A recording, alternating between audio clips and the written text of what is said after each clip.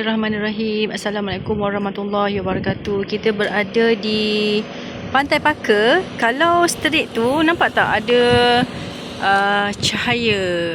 Cahaya tu sebenarnya